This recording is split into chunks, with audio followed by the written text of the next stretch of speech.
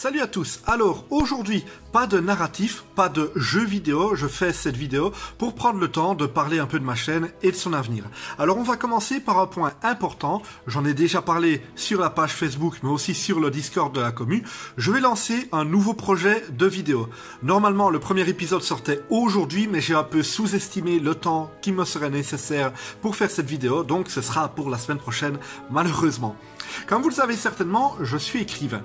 J'ai décidé de me lancer dans les livres au format audio sur cette chaîne.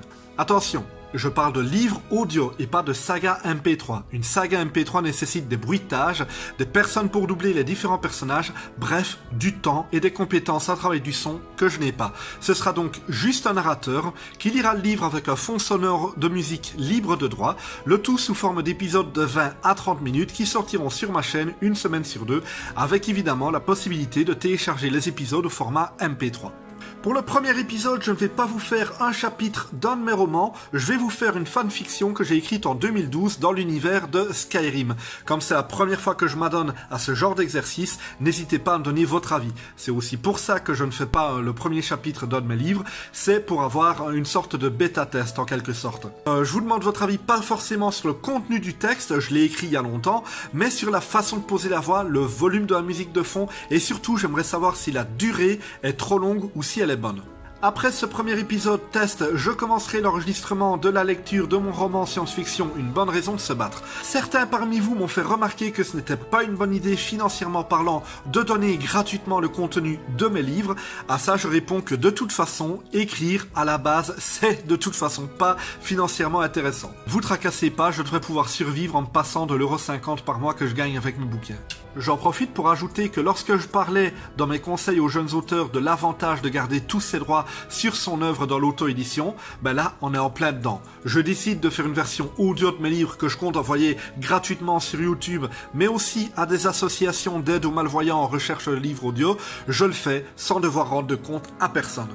Alors ensuite, parlons un peu de mes let's play non narratifs. Dans ma vidéo des 1 an, je vous ai dit que j'allais reprendre un let's play sur The Outer World. Eh ben, figurez-vous que je l'ai commencé, mais il apparaîtra jamais sur cette chaîne.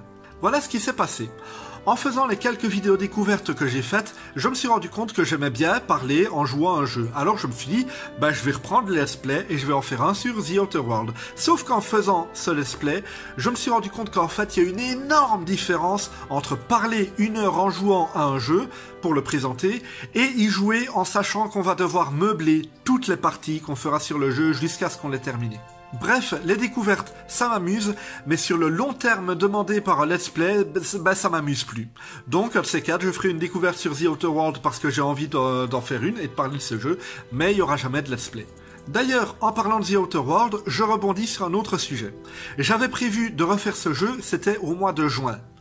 On est mi-août et à part 1 heure vite fait pour le let's play avorté, j'ai pas pu y jouer.